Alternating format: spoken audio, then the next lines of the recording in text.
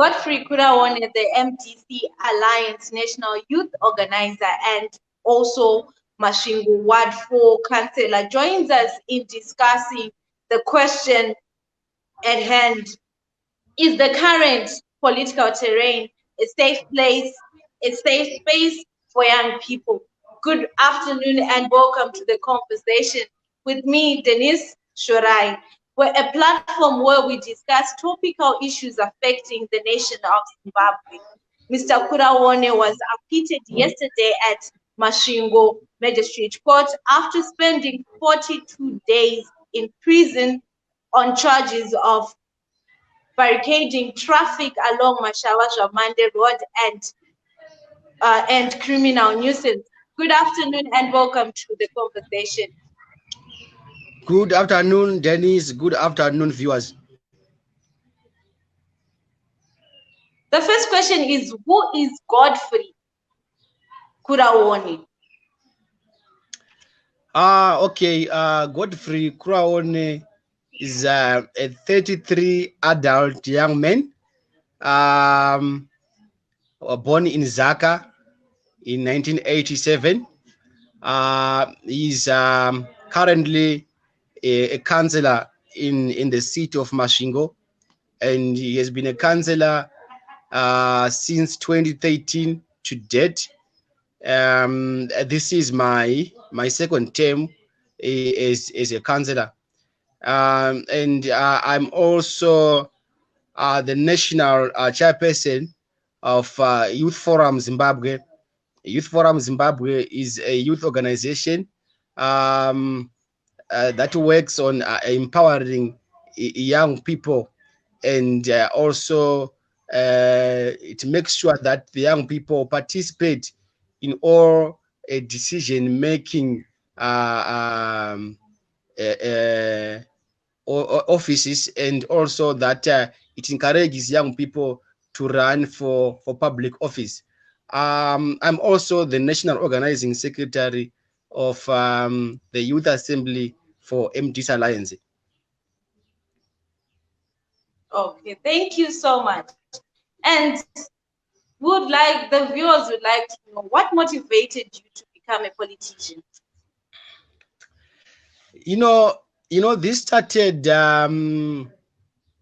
around 2007 when I was a student, and I think it was during that time when inflation was uncontrollable in this country. So I was a student at that time, and we couldn't pay our fees because of the inflation. So sometimes we were asked to pay top-up fees every day, because every day our fees, our tuition fees were changing. So it didn't augur well with us as students. And by that time, I was the Secretary General of the Student Representative Council. This is when we started to fight against the maladministration of institutions, because I then joined the Zimbabwe National Students Union, people are known as ZINASU. So during that time, we started to mobilize students to fight against corrupt administrations of institutions in the whole country. And we could do demonstrations. I remember in 2009, 10, 11, I was arrested in so many cases. One of those cases is when we were alleged to have been found in possession of a firearm. By that time, we were students at Masvingo Polytechnical College. So that I then joined mainstream politics after I was identified by other politicians in mainstream politics. They recruited me into the mainstream politics, and I joined the MDC. By that time, it was MDC-A.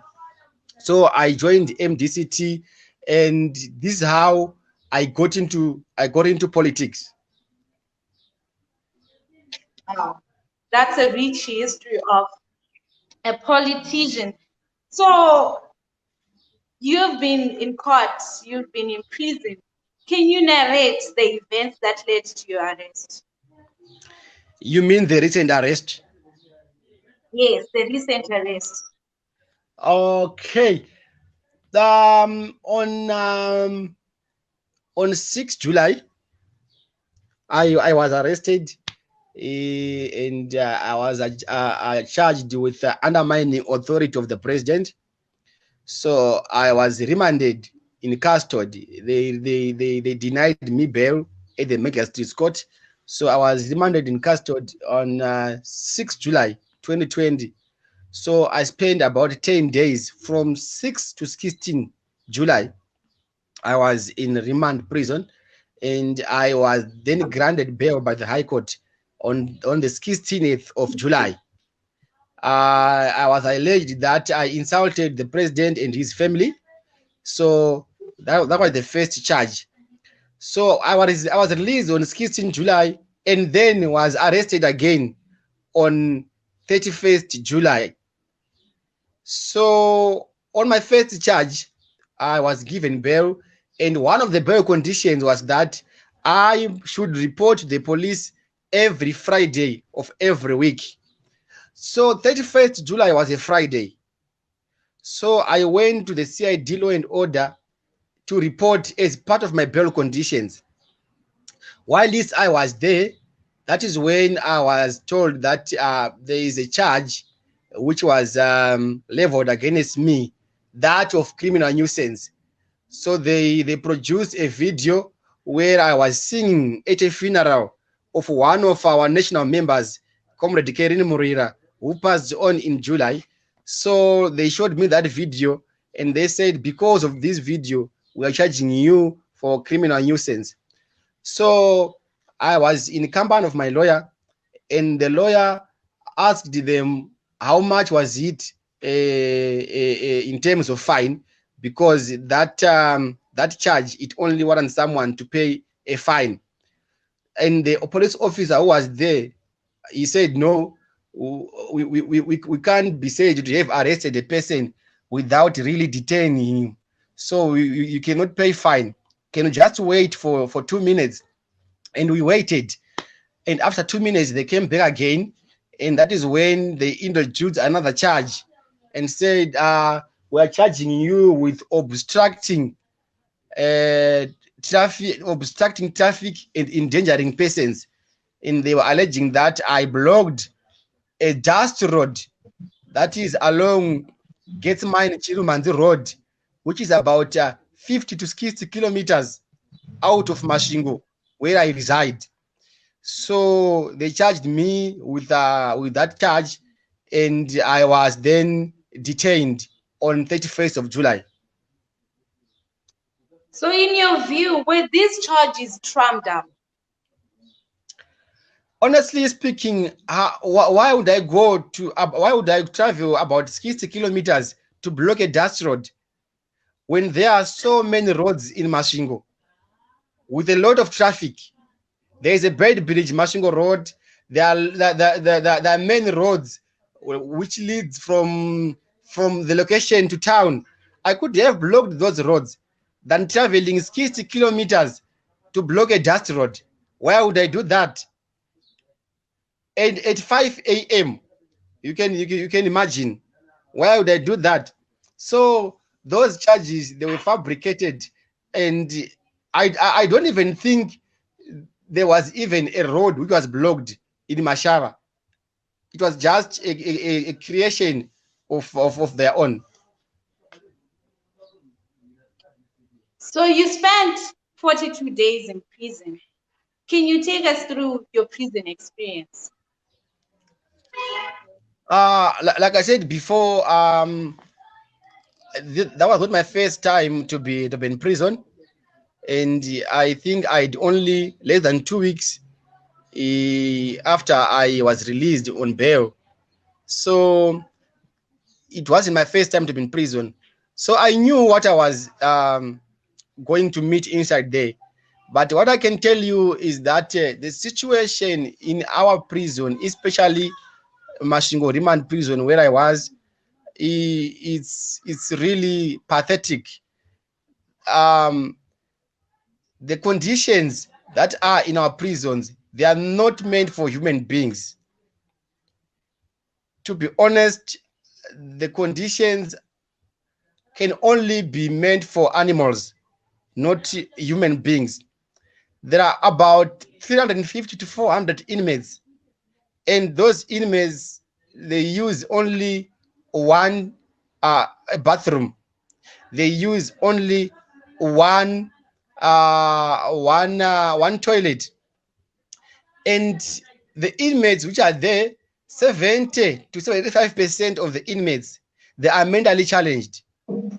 So you can imagine where there is a higher number of mentally challenged persons and a lesser number of mentally fit people. So you can imagine the situation, the hygiene, and everything. So the area is actually prone to diseases, cholera, typhoid, and even especially in this time of a coronavirus pandemic, you it can easily be contaminated, and it easily can be spread at the prison. If one person is infected, then what it means is the whole prison will be infected. Why? Because one room can be used by more than 32 people. You can imagine there is no even social distancing. There is no any space. We can space so that we can avoid the spread of the virus. So those prisons, they are health hazards, and they can aid to the spread of diseases. And the other thing is that their food, let me tell you, that every day the menu is the same. In the afternoon, you eat sadza with spinach without cooking oil and without salt. And in the evening, you eat beans without cooking oil, without salt. And that's the everyday life. So we find that most of the inmates who are there, they are suffering from malnutrition, because the food which they eat, I don't think it can be recommended for human consumption. And as for me, with my case, which involves politics, I could hardly get assistance from prison officials, because they were afraid even to talk with me. They feared to be victimized, because they were afraid of politics of our country. So it was really a very big challenge, especially considering that I was remanded when I was not well. I was feeling very sick. So I had some tablets which I was supposed to take. And those tablets, they were recommended that I should take them after a meal. But it was really very difficult to get a meal before you take your tablets, just because no one wanted to assist me, because they were afraid to be victimized. So I ended up taking those tablets without having a meal. And I think you know what it means when you take those tablets without a meal. They worsen your situation. So my situation this time around, compared to last time, it was really difficult to adapt to the environment in the prison. And also, there are no toiletries such as soap, safe, Colgate, body lotion, and so forth. There's nothing like that. There are no even tissues. So the situation was really, in fact, it's really, really bad. And I feel for the inmates because visits are not allowed because of this COVID-19 crisis. So visits are not allowed. So once you are remanded, what it means is there is cut of communication between the inmate and his relatives. No communication. No one is allowed to visit you.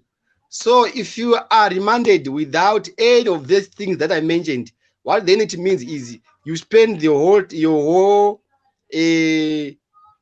term without any toiletries. So it is really a very difficult situation.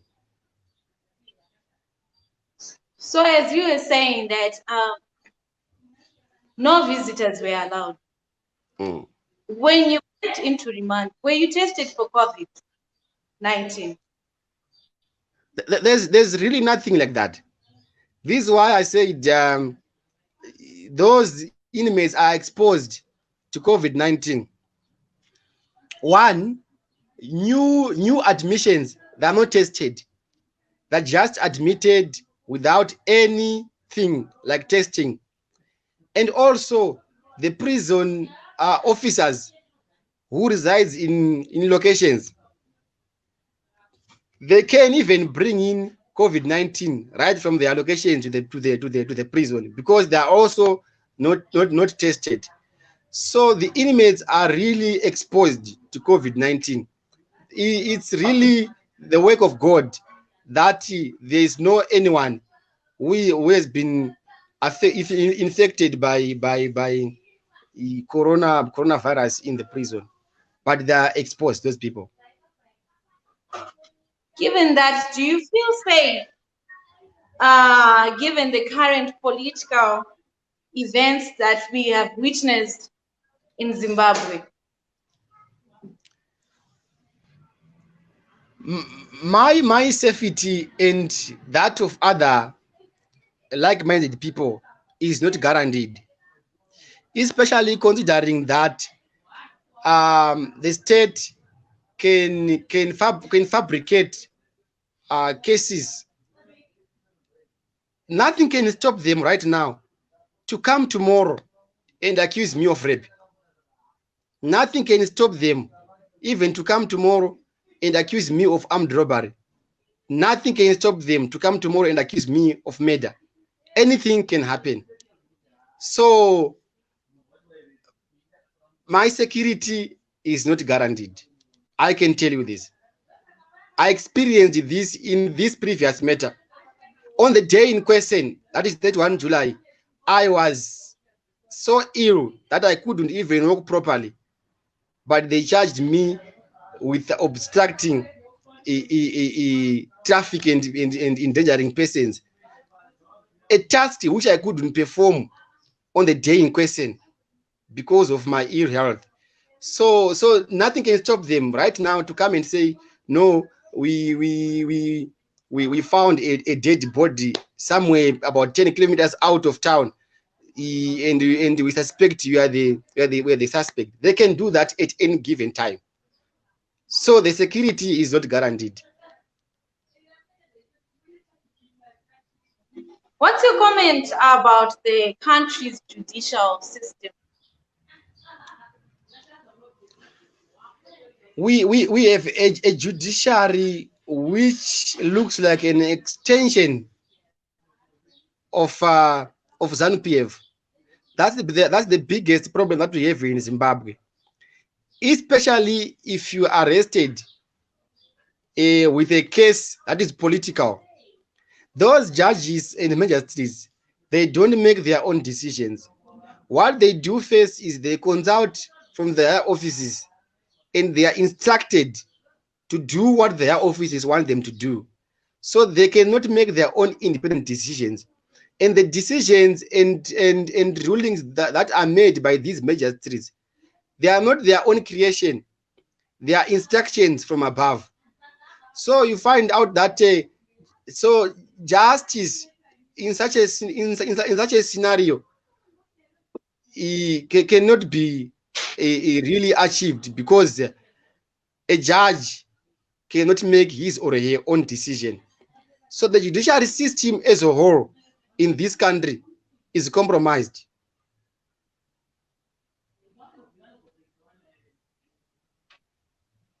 So are you going to sue the government after all the allegations and fabricated cases that were laid upon you? You know what is troubling me right now is that when they arrested me, I applied for bail and I was denied. I applied for the second time, I was denied bail. And in the midst of the trial, I think with 3 days before the judgment, I applied for bail again and I was denied, only to be acquitted 3 days later. So you find that it was really a strategic way of making me suffer in the prison, while they know that I didn't commit any crime. So all they wanted was just to make me suffer for 42 days. So I'm still consulting my lawyers to see if there is any need to sue the government, the state. So I will get advice from my legal team. So I will take their advice. If they advise me to sue the state, that's the route we are going to take. But if they advise me not to do that, that's also a route I'm going to take. So what's next after spending 42 days in prison? I think the strategy of detaining people for such a long time is just a way of demoralizing people and intimidating people so that they retreat from being the voice for the voiceless, so that they retreat from pointing errors of the government. But let me tell you this, that in a way, they will be hardening us. In a way, they will be recruiting us to be more courageous than before.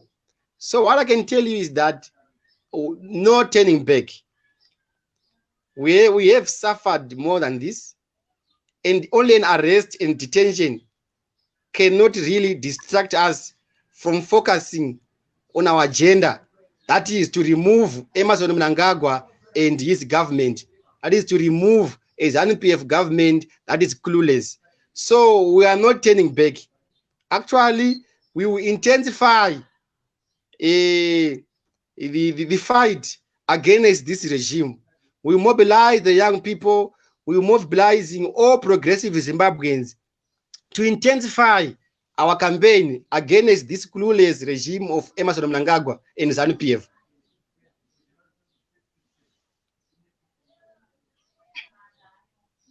Thank you so much. And lastly is, how can young people contribute in making Zimbabwe better, having in mind harassment and torture in place?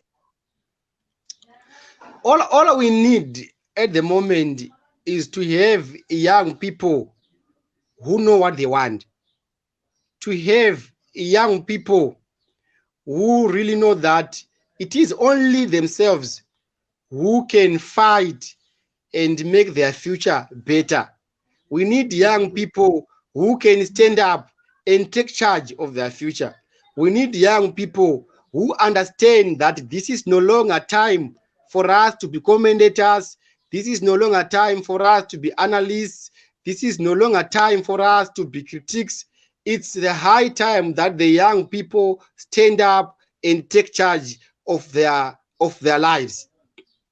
So as young people, what I want to encourage the young people is that we should not even be worried about this harassment, torture, and oppression that we are receiving from the government. And they should also understand that this is the recipe for any revolution to be successful. So for any revolution to be successful, there is a lot of sacrifice. There is a lot of commitment that we need to show and give to the struggle. So I encourage young people not to be distracted by these arrests. I encourage the young people not to be distracted by these tortures which they are receiving from the government of Zanu-PF. So in other words, they must be encouraged and strengthened by these harassments and arrests from the government. Thank you so much, Mr. Godfrey Kurauone, and we thank you very much for gracing our show. Can you please say your last words to the viewers at large? My last words to the viewers are that no one owns the struggle. So no one should expect someone to fight for him or her. It's high time that we need to unite as Zimbabweans and confront this regime together. This struggle is not only for the young people. The struggle is for everyone, young and old. Let's unite together and fight this corrupt regime. There is a lot of corruption in Zimbabwe. There is a lot of maladministration in Zimbabwe.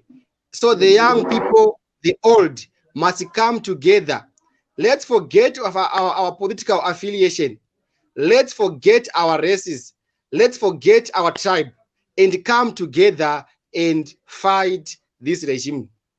For these and other stories, visit our website www.263chat.com. Follow us on Twitter @263chat and like our Facebook page 263chat.